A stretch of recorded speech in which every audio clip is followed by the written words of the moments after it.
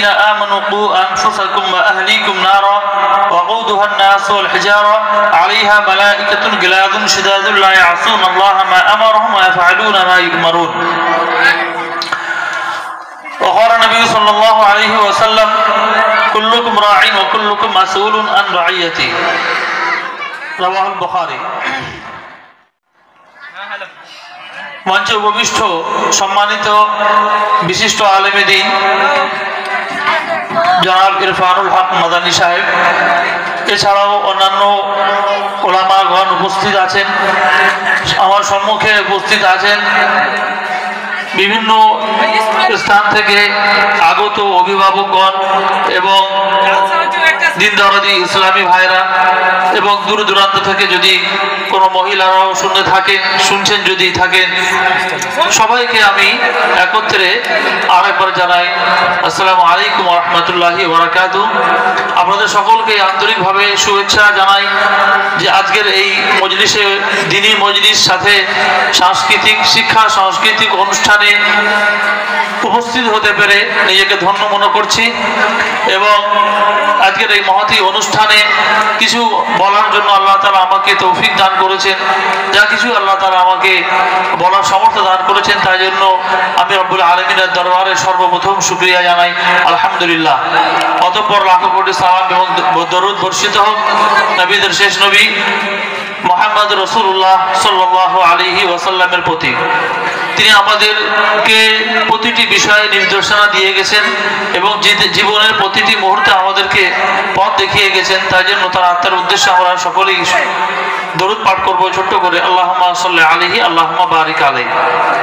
সম্মানিত উপস্থিতিগণ, আজকের এই অনুষ্ঠান যেহেতু শিক্ষা সাংস্কৃতিক অনুষ্ঠান, প্রতিটি অনুষ্ঠানে একটা ক্ষেত্র হয়, একটি আলোচনা বিষয় হয় যেখানে সেটার সঙ্গে খাপ খায়। তো আমি মনে করছি এখানে শিক্ষা সংক্রান্ত সবাই তো বলবে, তো আমি শিক্ষা সাথে আমি দীক্ষা নিয়ে একটু আলোচনা করতে চাই। দীক্ষা বলতে কি, যেটাকে ইসলামী ভাষায় আদব কায়দা বলা হয়, এটাকে বাংলা ভাষায় বা হিন্দি ভাষাতে দীক্ষা বলা হয়। যে তারবিয়াত, উর্দু ভাষাতে এটাকে তারবিয়াত বলা হয়। তো শিশুদের তারবিয়াত, ছাত্রছাত্রীদের তারবিয়াত, এই নিয়ে ইসলাম কি বলে এবং মহান আল্লাহ সুবহানাহু ওয়া তাআলা কি বলে এবং তার প্রিয় রাসূল মুহাম্মদ রাসূলুল্লাহ সাল্লাল্লাহু আলাইহি ওয়াসাল্লাম আমাদেরকে এই বিষয়ে কি নির্দেশনা দান করেন, সেই বিষয়ে আমি কিছু আলোচনা রাখতে চাই।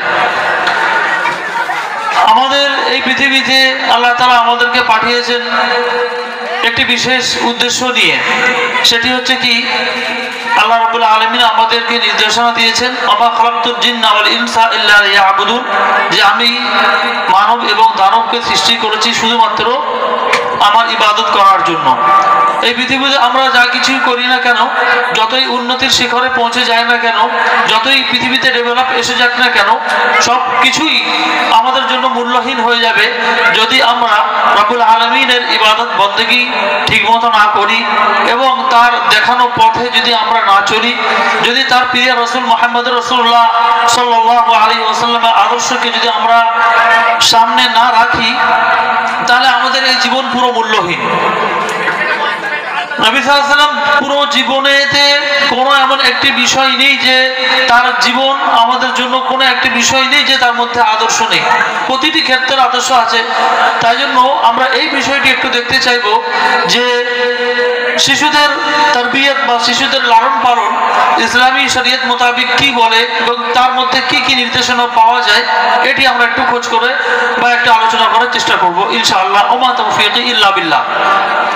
আল্লাহ সুবহানাহু ওয়া তাআলা কোরআনের মধ্যে সূরা তাহরিমের ৮ নম্বর আয়াতে বলছেন, ৭ নম্বর আয়াত এবং ৮ নম্বর আয়াত পরেও আছে, সেখানে এই বিষয়গুলো নিয়ে আলোচনা করছেন। তিনি বলছেন, ইয়া আইয়ুহাল্লাযীনা আমানু কু আনফুসাকুম ওয়া আহলিকুম নারা, হে ঈমানদারগণ, তোমরা নিজেদেরকে এবং নিজেদের পরিবারদেরকে জাহান্নামের আগুন থেকে বাঁচাও। কারণ জাহান্নামের আগুন খুবই ভয়ানক, খুবই ভয়ঙ্কর এবং তার ইন্ধন হবে, তার জাহান্নামের ইন্ধন হবে কি, ওয়াকুদুহান নাসু ওয়াল হিজারা, জাহান্নামের ইন্ধন হবে মানব এবং সেখানে আরো ইন্ধন থাকবে পাথর। সুতরাং আমাদের মানবদের জন্য এটা, এই কথা বলছে একটুখানি সামনে, হ্যালো হ্যালো করছে, কাকে করছেন আপনি? আরে এই ভাই ফোনে কার সাথে হ্যালো হ্যালো করছে, আমার হয় নাকি? ঠিক আছে। তো আল্লাহ রাব্বুল আলামিন আল্লাহ সুবহানাহু ওয়া তাআলা আমাদেরকে নির্দেশিকা দিয়েছেন, হে ঈমানদারগণ, তোমরা পৃথিবীতে থাকতে থাকতে তোমাদের প্রয়োজনীয় আখিরাতের সামান, প্রয়োজনীয় আখিরাতের জন্য প্রস্তুতি সেরে ফেলো। যেমন স্টুডেন্ট পরীক্ষার আগে প্রস্তুতি সারে এবং মাদ্রাসা থেকে তাকে, স্কুল থেকে, বোর্ডিং থেকে তাকে একটা নির্দিষ্ট সময় দেওয়া হয় যে এই সময়তে পরীক্ষা পড়া স্টপ এবং নিজের পড়াগুলো আবার রিভাইজ করে নাও। পরীক্ষার আগে থেকে শিক্ষক মহাশয়, শিক্ষিকা মহাশয়েরা ছাত্রদেরকে সাজেশন দেয় যে এইগুলো বিশেষ ভিভিআই ভেরি ভেরি ইম্পর্টেন্ট আসতে পারে, এইগুলো নিয়ে তোমরা প্রস্তুতি নাও। কিন্তু আল্লাহ সুবহানাহু ওয়া তাআলা তিনি এমন এই পৃথিবীতে আমাদেরকে পাঠিয়েছেন, আমাদের জন্য প্রশ্ন আউট করে দিয়েছেন, আমাদের জন্য তিনি প্রশ্নপত্র আউট করে দিয়েছেন এবং বলে দিয়েছেন যে প্রশ্নতে কিভাবে লিখতে হবে, কিভাবে বলতে হবে, তার জন্য একটা নমুনাও পাঠিয়ে দিয়েছেন। আর সেই নমুনাই হচ্ছে প্রিয় নবী মুহাম্মদ রাসূলুল্লাহ সাল্লাল্লাহু আলাইহি ওয়াসাল্লাম। তাই জন্য আল্লাহ তাআলা কোরআনের মধ্যে এবং তার নবীর সুন্নতের মধ্যে আমাদের জন্য জীবন জীবিকা থেকে শুরু করে সমস্ত কিছুই আমাদের জন্য আদর্শ রেখে গেছেন আর বলেছেন যে তোমাদের এই করলে এটাই হচ্ছে আল্লাহর বিধান, এটা হচ্ছে আল্লাহর নিষেধ। যদি এই বিধি নিষেধ তোমরা পালন করতে চাও তাহলে তোমাদের জন্য রাখা আছে আখিরাতের অফুরন্ত নিয়ামত, এই নিয়ামত তোমরা ভোগ করতে পারবে। আর যদি তোমরা এই পরীক্ষা আমি রেখেছি, এই দুনিয়ার জীবনটায় 60-70 বছর আয়ু দিয়ে যে আমি রেখেছি, এর মধ্যে এটাই হচ্ছে তোমাদের জন্য পরীক্ষাগার। যদি এখানে আমরা এই পরীক্ষাগারেতে যদি আমরা ভালো করে আল্লাহর দেখানো প্রশ্নপত্রগুলি যদি প্রস্তুতি না নিই, রাসূলের দেখানো পথে যদি আমরা টুকলি না করি, এখানে আল্লাহ তাআলা পৃথিবীতে থেকে আমাদেরকে টুকলি করারও অনুমতি দিয়েছেন।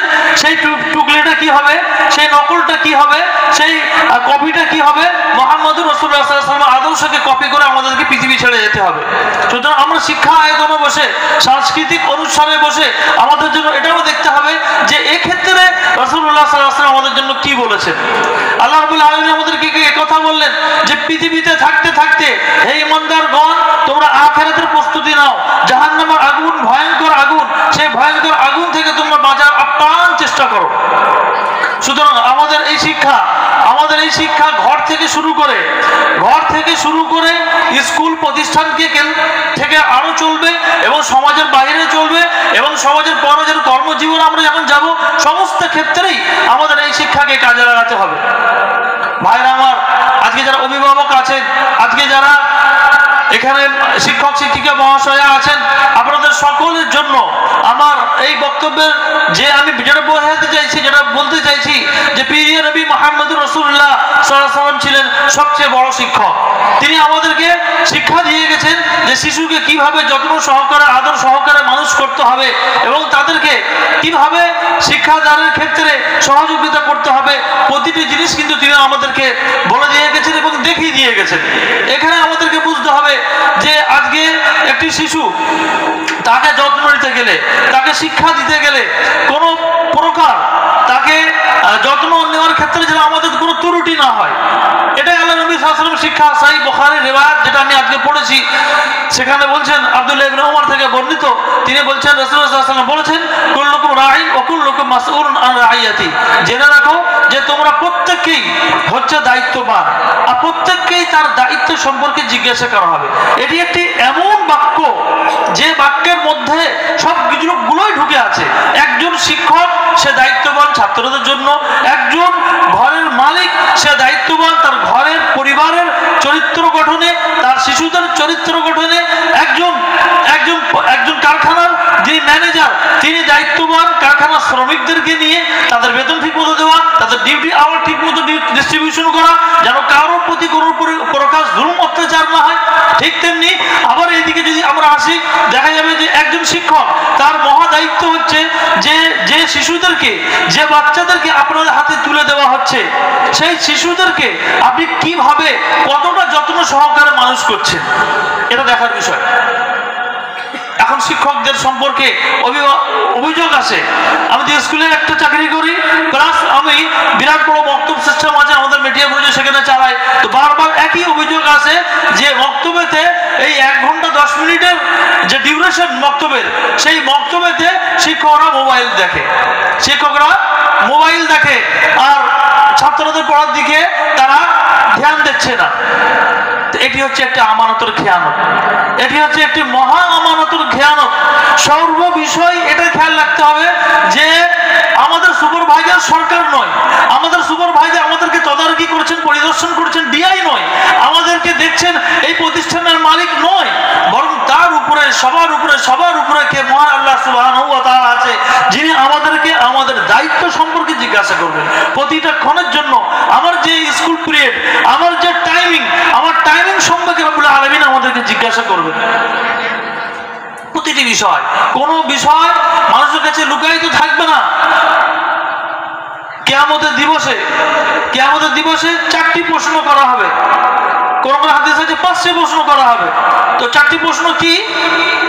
আবু হুরায়রা থেকে বর্ণিত, তিনি বলছেন, মহানবী সাল্লাল্লাহু আলাইহি ওয়াসাল্লাম বলছেন যে লা তাযালু কাদামা আবদিন, কোন বান্দার পা, 2 পা কিয়ামতের দিবসে আল্লাহ রাব্বুল আলামিনের সামনে থেকে বিচারের দিনেতে 1 পাও নড়াতে পারবে না, যতক্ষণ না সে 5টা প্রশ্নের 4টে প্রশ্নের উত্তর না দেয়।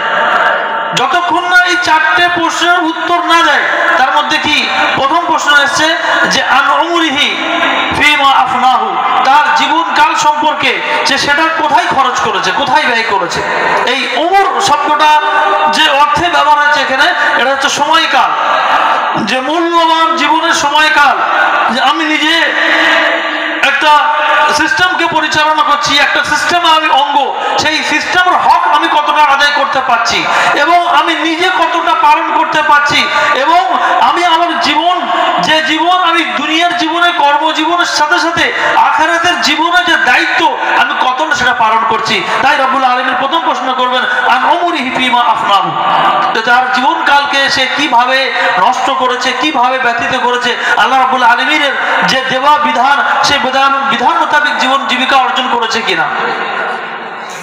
তারপরে দ্বিতীয় প্রশ্ন আসবে যে আন ইলমিন ফিমা আমিলা বিহি, যে সেই জ্ঞান সম্পর্কে যেটা সে জেনেছে আর জানার পরে সেটা কি আমল করেছে। দ্বিতীয় প্রশ্নটা আসবে যে জ্ঞান সম্পর্কে সে আলেম ওলামাদের মুখ থেকে, বিভিন্ন স্কলারদের মুখ থেকে, ইসলামী পণ্ডিতদের মুখ থেকে বিভিন্ন মূল্যবান উপদেশ শুনেছে, শোনার পরে সে আমল কতটুকু করেছে, এটা প্রশ্ন হবে তার কিয়ামতের দিবসে, ভয়ঙ্কর দিবস। ভাইরা আমার, এটা হচ্ছে দ্বিতীয় প্রশ্ন। তারপর তৃতীয় প্রশ্ন কি আসবে? আন মালিন ফিমা আনফাকা ফিমা ইকতাসাবাহু মিন আইনা ইকতাসাবাহু ওয়া ফিমা আনফাকাহু, যে সে অর্থ কোথা থেকে উপার্জন করেছে, হালাল পথে না হারাম পথে, আবার সেটা খরচ করেছে কোথায়, হালাল পথে না হারাম পথে। শুধু আল্লাহ তাআলা আপনাকে দুনিয়াতে অর্থ দিয়েছে, সেই অর্থটা আপনি কিভাবে ব্যয় করলেন। আপনি অনেকে মানুষ আছে যে বলে যে আমার পয়সা আমি যা খুশি করতে পারি। আপনাকে আল্লাহ তাআলা অর্থ দিয়েছে, অর্থ একটা বিরাট বড় নিয়ামত। এই নিয়ামতের হক আদায় করতে হবে। এই নিয়ামত পৃথিবীতে থেকে এই নিয়ামতের হক আদায় করে আখিরাতকে সঞ্চয় করতে হবে। এটাই হচ্ছে মাল হাসিল করা এবং মালকে খরচ করা আসল উদ্দেশ্য। অনেকেই আছে যে মাল আসার পরে মালের হক আদায় করতে পারে না, তারা এমন ভাবে জীবনটাকে নষ্ট করে দেয় যে তাদের জীবনটা যেমন পশুদের মতো হয়। পশুদের জীবনের উদ্দেশ্য কি? সকাল থেকে উঠে খাওয়া দাওয়া করা, পায়খানা করা আর ঘুমানো, এটা হচ্ছে পশুদের উদ্দেশ্য। তাই জন্য আল্লাহ সুবহানাহু ওয়া তাআলা বলেছেন যে যাদের ভিতরে কোরআন এবং সুন্নাহর কথা, বিশেষ করে কোরআনের কথা, কোরআনের উপদেশ, নবীর সুন্নাত তাদের মধ্যে ঢোকে না, তাদেরকে বলা হচ্ছে উলাইকা কাল আনআমি বাল হুম আযাল, এরা হচ্ছে পশুর ন্যায়। তাদের অন্তর থাকতেও তারা অন্তরে হেদায়েত নেয় না, চোখ থাকতেও তারা উপদেশ গ্রহণ করে না, বিভিন্ন দিক থেকে তারা মনটাকে, তারা অন্তরটাকে একদম দূরে সরিয়ে রেখেছে ইসলামের বিধানের থেকে। তখন আল্লাহ তাআলা তাদের জন্য বলেছেন উলাইকা কাল আনআমি বাল হুম আযাল উলাইকা হুমুল গাফিলুন, এরাই হচ্ছে পশুর ন্যায়, বরং তার থেকেও নিকৃষ্ট, এরাই হচ্ছে গাফিল, অলস। ভাই সকল আমার, আজকে একটা মহামূল্যবান দিন। যে যেখান থেকে আসেন না কেন, এই মূল্যবান মহতি অনুষ্ঠান থেকে প্রত্যেকেই একটা নিয়ত রাখবেন, প্রত্যেকেই একটা চিন্তা রাখতে হবে যে এখান থেকে আমি একটিও মূল্যবান যদি উপদেশ আমি শুনি সেটাকে আমি আমল করার চেষ্টা করব। আরেকটি লাস্ট প্রশ্ন যেটা জিজ্ঞাসা করা হবে যে আন জিসমিহি ফিমা আবলাহু, যে তার শরীরটাকে সে কোথায় তার শরীরটাকে লাগিয়েছে। আল্লাহ তাআলা এত বড় নিয়ামত দান করেছে, যার চোখ নেই সে জানে, সে আফসোস করে যে হায় আমার যদি চোখ যদি থাকতো তাহলে নীল আকাশটাকে দেখতে পেতাম, সবুজ শস্য শ্যামলকে আমি দেখতে পেতাম। কিন্তু যার চোখ আছে সে চোখের মর্যাদা রাখে না, বরং সে অন্যায় অশ্লীল মুভি দেখাতে, ভিডিও দেখাতে, আরো কিছু কাজে তার চোখটাকে নষ্ট করছে। এই জন্য হাদিসের মধ্যে এসছে যে হাতেরও জিনা হয়, হাতেরও ব্যভিচার হয়, পায়েরও ব্যভিচার হয়, চোখের ব্যভিচার হয়, প্রতিটা অঙ্গ প্রত্যঙ্গের ব্যভিচার হয়। তাই জন্য আল্লাহ সুবহানাহু ওয়া তাআলা এখানে জিজ্ঞাসা করবে কিয়ামতের দিনে তোমার জিসম, তোমার শরীর কিভাবে তুমি নষ্ট করেছো, কিভাবে শরীরটাকে কাজে লাগিয়েছো, আমার দিনের পথে নাকি না আমার দিনের পথ থেকে সরে গিয়ে অন্যায় পথে লাগিয়েছো। এখন স্টুডেন্ট থেকে নিয়ে শিক্ষক পর্যন্ত এখন মানুষের সামনে ফিতনা পুরো মানে চারিদিকে ফিতনা ঘুরে বেড়াচ্ছে, ফিতনা সীমাহীন ফিতনা। আর কিয়ামতের পূর্বেতে বলা হয়েছে হাদিসের মধ্যে, কিয়ামতের পূর্বে দুনিয়াটা পুরো ফিতনায় ভরে যাবে। মুসলিম যে অন্ধকার গভীর রাতে কালো মেঘমালার নাই ফিতনা আসবে। আর এখন মোবাইল একটা বিরাট বড় ফিতনা, এখন মোবাইল হচ্ছে একটা বিরাট বড় ফিতনা। যারা ইন্টারনেট আবিষ্কার করছে তারা ইন্টারনেট দেখে না, যারা বিভিন্ন রকম আবিষ্কার করে তারা সেগুলো নিয়ে মেতে নেই, অথচ আমরা সেইগুলো নিয়ে এমন মেতে আছি যে আমরা আমাদের মূল্যবান সময়টাকে নষ্ট করে দিচ্ছি। আপনি ইলন মাস্কের নাম শুনেছেন? ইলন মাস্কে যে একটার পর একটা আবিষ্কার করে চলেছে আর দুনিয়াকে হতবাক করে দিয়েছে। ইলন মাস্ক বলেছে যে ইলন মাস্ক যখন বলল যে এই পৃথিবী থেকে রকেট যেটা ছাড়া হয় সেই রকেটটা পুনরায় নিয়ে আসা সম্ভব, তখন সমস্ত বিজ্ঞানীরা বলল যে না এটা সম্ভব না। তখন ইলন মাস্ক বলছে হ্যাঁ সম্ভব, বলছে এটা সম্ভব না, এতদিন পর্যন্ত হয়নি। তো ইলন মাস্ক বলছে যে না এতদিন পর্যন্ত ইলন মাস্ক ভাবনা করেনি তাই জন্য আসেনি, সবাই এখন ভাইরাল এটা। অথচ এই ইলন মাস্ক বই পড়া কতটা জানেন? এটা তো আমি প্রথম দৃষ্টি আকর্ষণের জন্য বললাম। আসল যে পয়েন্ট সেটা হচ্ছে এটাই যে ইলন মাস্ক প্রতিদিন 3 থেকে 4 পেজ করে বই পড়ে আর প্রতি 2 মাস অন্তর একটা করে বই শেষ করে, মানে টেক্সট বুক যেটা হার্ড কপি, সফট কপি না, সে হার্ড কপি বই পড়ে। কারণ তারা মূল্যবান সময়টাকে তারা নষ্ট করে না। চিন্তা করতে পারছেন? আর যারা মুভি তৈরি করে মানে অ্যাক্টরেসরা, হিরো হিরোইন না, এরাও কিন্তু আপনি দেখবেন, আমি একবার গুগলে আর্টিকেল পড়ছিলাম যে টুইঙ্কেল খান্না বলে একজন আছে অক্ষয় কুমারের স্ত্রী, সে এত বই পড়ে ভাবতে অবাক লাগে। শাহরুখ খানের হিস্ট্রি দেখুন, শাহরুখ খান আমি ফাঁকা টাইমে বই পড়তে ভালোবাসি, কিন্তু আজকে স্টুডেন্ট থেকে নিয়ে শিক্ষক পর্যন্ত বই পড়া তো দূর কথা, মানে এমন অবস্থায় আমরা পৌঁছে গেছি যে আমাদের আগ্রহ, আমাদের চিন্তা শৈলী সবকিছু চলে যাচ্ছে মোবাইলের পিছনে। একজন শিক্ষককে যত্নবান হতে হবে নিজের অধ্যয়নের প্রতি। নতুন নতুন ভার্সন কি আসছে, এই বিষয়ে টিচিং লার্নিং মেটেরিয়াল কি আসছে, তাকে সচেতন থাকতে হবে এবং তার শিক্ষার্থীদের সেইভাবে গড়ে তুলতে হবে। এইটাই হবে দুনিয়া কামাতে কামাতে আখিরাতের উদ্দেশ্য হাসিল করা।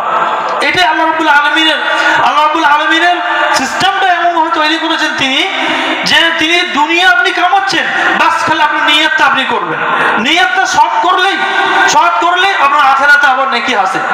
একজন সাহাবী রাসূলুল্লাহ সাল্লাল্লাহু আলাইহি ওয়াসাল্লামকে জিজ্ঞাসা করছেন, হে আল্লাহ রাসূল, যে একজন রাসূল সাল্লাল্লাহু আলাইহি ওয়াসাল্লাম বললেন যে একজন মানুষ যদি তার স্ত্রীর সাথে তার কাছে যায়, তার সাথে হেসে খেলে কথা বলে, তার যত্ন নেয়, তার সাথে যদি তার কাম করে, তাহলে তার জন্য তার নেকি। তখন সেই সাহাবীটা অবাক হয়ে গেলেন, আল্লাহ রাসূলকে জিজ্ঞাসা করলেন, আচ্ছা সে তার স্ত্রীর সঙ্গে কাছে যাবে তার জন্য তার নেকি, এটা কি করে হয়?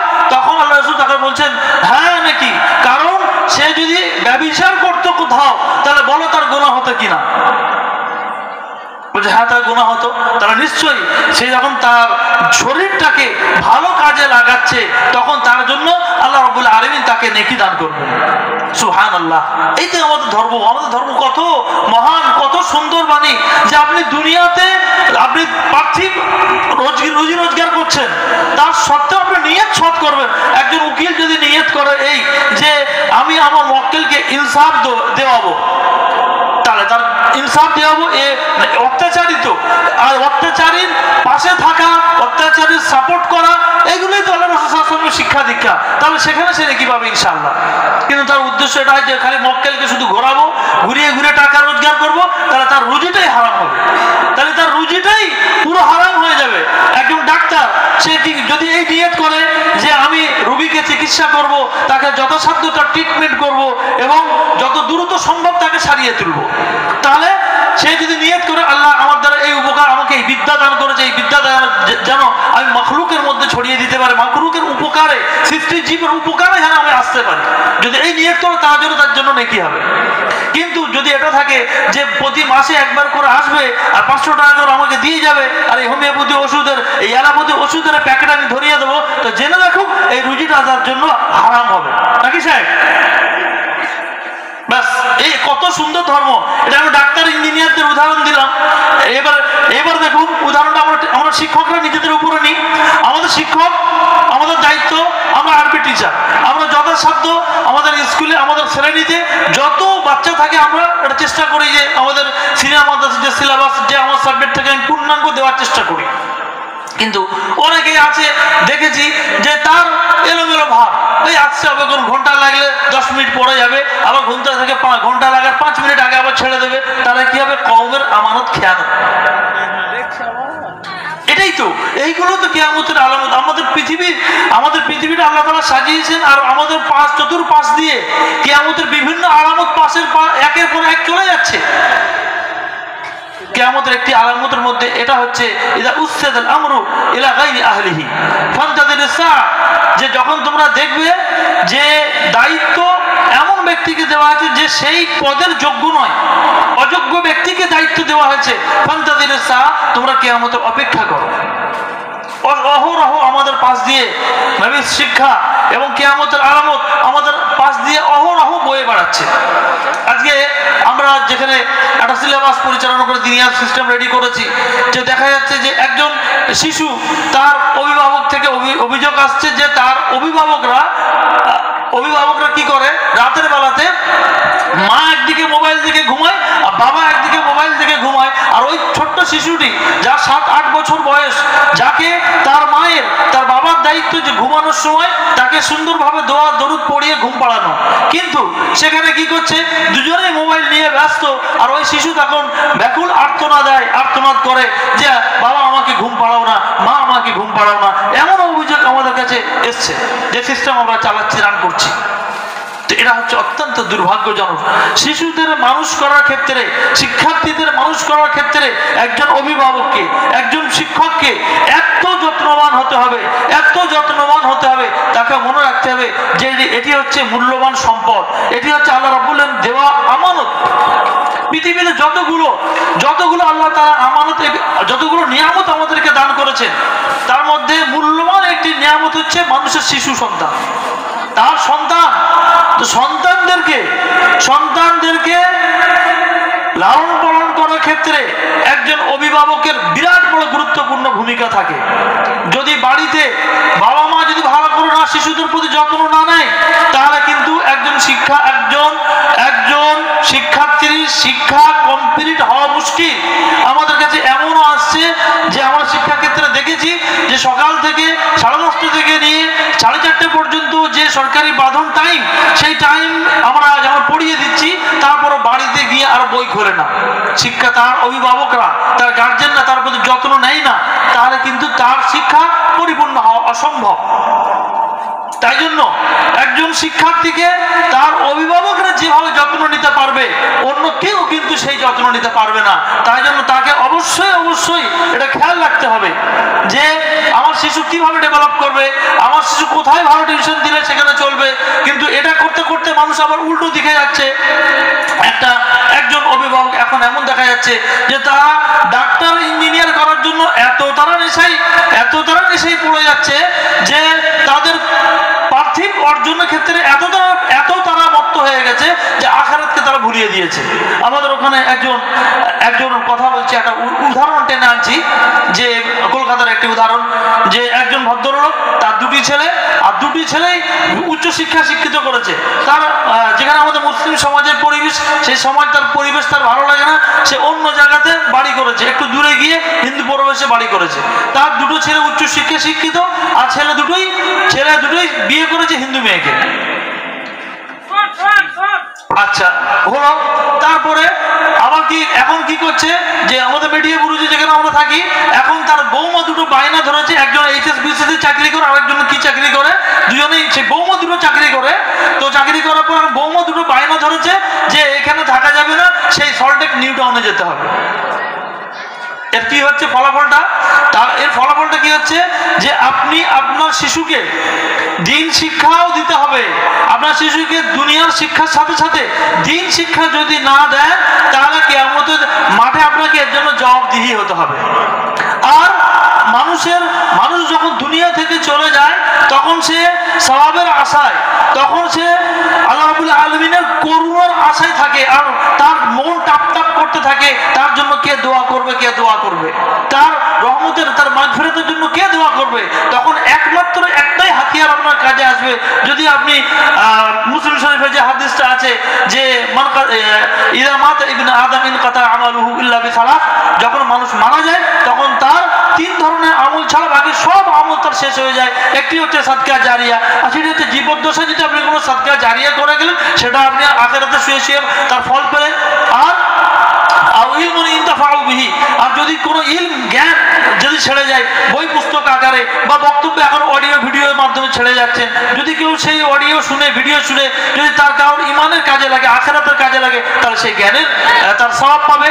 আর 3 নম্বর হচ্ছে, যেটা আজকে আমার আলোচনার সাথে রিলেটেড, যে ওয়ালাদুন সালেহ ইয়াদউ লাহু, যে সেই ব্যক্তির এক নেক সন্তান হবে, আর সেই সন্তান তার জন্য দোয়া করবে। এখন যে এই অবস্থা যদি হয়, তার বাপ তাকে শিক্ষা ভালো করে দিল না, দিন শিক্ষা ভালো করে দিল না, তাহলে সেই শিশু বাবার কবরে গিয়ে দোয়া করবে? সে তো অন্য জায়গায় ফ্ল্যাট নিয়ে আর সুন্দর সুন্দর বাড়ি অট্টালিকা বানিয়ে, আর বাবার কবরে একবারও আসবে না।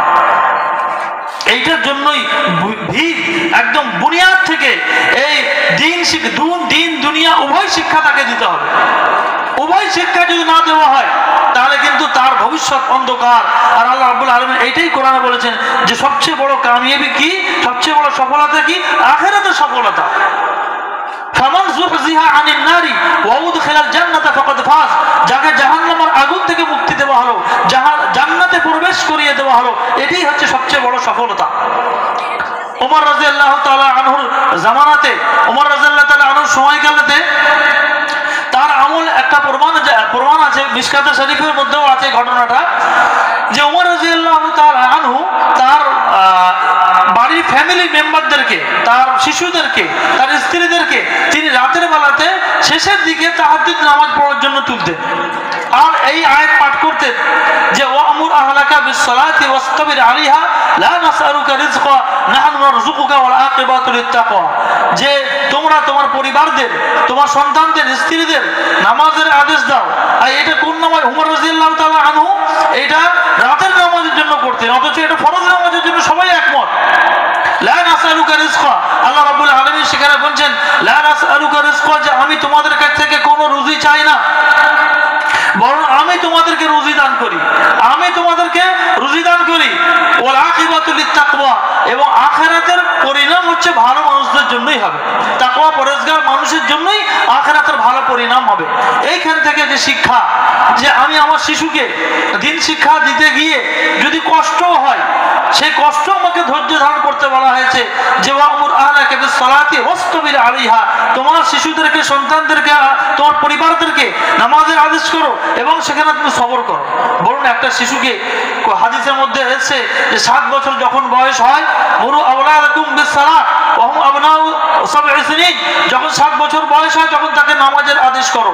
আর যদি তারা 7 বছর বয়সে নামাজ না পড়ে, 10 বছর বয়সে তাদেরকে মারধর করো। 10 বছর পর্যন্ত নামাজ পড়ছে না, তাহলে তাকে হালকা মারধর করো। আর যদি তারপরেও না হয়, 13 বছর বয়সে তাদেরকে ঘর থেকে বার করে দাও, ভয় দেখাও, তাদেরকে আতঙ্ক রাখা, যাতে তারা দিনের দিনের পথে আসে। কেন? এই জন্য যে এখানে আর অথচ এই নামাজ পড়া কিন্তু সহজ কাজ নয়। শিশুদেরকে স্ত্রীদেরকে সকালে তুলে ভোরবেলা তুলে ফজর নামাজ পড়া এবং পড়ানো একই কম কষ্ট? নিশ্চয়ই কষ্ট, কিন্তু তারপরেও রব্বুল আলামিন বলছেন ওয়াসতাবির আলাইহা, তোমরা এই কর্ম সম্পাদন করো আর তার উপর সবর করো। কেন? এর মধ্যে রয়েছে দুনিয়া ও আখিরাতের কল্যাণ নিহিত আছে। আজকে দেখুন যারা ভোরবেলাতে ওঠাতে কত উপকারী। আমরা ফিল্মি দুনিয়াতে আমরা যখন দেখি যে ওরা আবার 4টের সময় উঠে জিম করে, তখন আমাদের মধ্যে যারা বেশি শিক্ষিত হয়ে যায়, ডাক্তার ইঞ্জিনিয়ার হয়ে যায়, তখন আমরা সে 4টের সময় উঠে জিম করবে, ব্যায়াম করবে। অথচ আল্লাহ রাসূল সাল্লাল্লাহু আলাইহি ওয়াসাল্লামের সুন্নাত কি? যে একদম আপনি আর্লি ইন দ্য মর্নিং উঠুন, উঠে ফজরের নামাজ আদায় করুন। আমাদের রাসূল সাল্লাল্লাহু আলাইহি ওয়াসাল্লামের আদর্শ কি? যে কম খাও, সুস্থ থাকো। কিন্তু আমরা কি করছি? যত বেশি খাচ্ছি আমাদের আরো যেন খাওয়ার আরো বেশি চাহিদা আমাদের লাগছে, যারা মনে হচ্ছে আরো বেশি খায়। অথচ রাসূলুল্লাহ সাল্লাল্লাহু আলাইহি ওয়াসাল্লামের আদর্শ কি? কম খাও, সুস্থ থাকো, রাতে ইবাদত করো, ভোরবেলা ওঠো। এগুলো সবই কিন্তু আমাদের ইসলাম ধর্মের একটা বিশাল আদর্শ, নিজের জন্য, নিজের পরিবারের জন্য এবং সন্তান সন্ততিদের মানুষ করার জন্য এবং শিক্ষার্থীদের জন্য, যে ভোরবেলা ওঠার পরে তারা ভালো করে যেন পড়াশোনা করে। কেন? ভোরবেলাতে ওঠার পরে যে ব্রেন যে কাজ করে সেইটা রাতের বেলা ব্রেনটা কাজ করে না, দুপুরবেলা সেই ব্রেনটা কাজ করে না। তাই জন্য ভোরবেলা ফজর নামাজের পর থেকেই পড়তে লেগে যেতে হবে। তাহলে কি হবে? যে আমি যে শিক্ষাই অর্জন করি না কেন, চাই আমার দিন শিক্ষা হোক, চাই দুনিয়া শিক্ষা হোক, যদি আমি ডাক্তার ইঞ্জিনিয়ার পড়াশোনা করি না কেন, জেনারেল লাইনে পড়াশোনা করি না কেন, তা আমাকে নবীর আদর্শ পালন করে ফজরের নামাজ পড়ার পরে আমাকে বই পুস্তক নিয়ে ওই সময় বসে যেতে হবে। কারণ ওই সময় 1 ঘন্টা পড়া আর অন্য সময় 3 ঘন্টা পড়ার সমান, আমার ব্রেনটা দ্রুত কাজ করবে। সুতরাং নিজে শিক্ষক হিসেবে, নিজে অভিভাবক হিসেবে এই আমল করতে হবে এবং সাথে নিজের আওলাদদেরকে, নিজের শিক্ষার্থীদেরকে এই শিক্ষা দিতে হবে। কারণ আমাদের কামিয়াবির জন্য, আমাদের সফলতার জন্য এই পৃথিবীতে আগমন ঘটেছিলেন কার জন্য? নবী করিম সাল্লাল্লাহু আলাইহি ওয়াসাল্লাম এসেছিলেন। আর এই নবী করিম সাল্লাল্লাহু আলাইহি ওয়াসাল্লামের প্রতিটি বিষয় হচ্ছে আমাদের জন্য আদর্শ। তার আদর্শ মোতাবেক চলতে পারলেই আমাদের জন্য হবে সফলতা। ওমর রাদিয়াল্লাহু তাআলা আনহুর জামানাতে আরেকটি ঘটনা ঘটে যায় যে এক সময়তে এক বৃদ্ধ এসে তার কাছে অভিযোগ জানায় যে আমার সন্তান আমাকে দেখে না, আমার ছেলে আমাকে দেখে না। ওমর রাদিয়াল্লাহু তাআলা আনহু বলেন ঠিক আছে, কালকের দিনে তোমরা হাজির হও। তো তারপরের দিন তার যে সন্তান তাকেও ডেকে পাঠালো, তার বাপকেও ডেকে পাঠালো। তখন বিচার শুরু হচ্ছে। ওমর রাদিয়াল্লাহু তাআলা আনহু কাছে ওই সন্তান প্রথমে জিজ্ঞাসা করলো যে আপনি বলুন যে বাবার হক আছে ঠিক, আর সন্তানের হক আছে ঠিক কথা, সন্তানকে দেখাশোনা করতে হবে বাবাকে, ঠিক কথা, কিন্তু বাবার যে হক সেটা একটু আজকে স্পষ্ট করে বলুন তো। তখন ওমর রাদিয়াল্লাহু তাআলা আনহু বললেন যে বাবার হক সন্তানের প্রতি সবচেয়ে প্রথম যে হক হচ্ছে কি, তাকে সুন্দরভাবে তার নাম রাখা, তার সুন্দরভাবে ধর্ম শিক্ষা দান করা, লালন পালন করা সঠিকভাবে। আর তার আগের পিরিয়ডে বলা হয়েছে তারা 3টে প্রশ্নের উত্তর দিয়েছিলেন, তার মধ্যে প্রথমটা যেটা ছিল সেটা হচ্ছে যে ভালো মা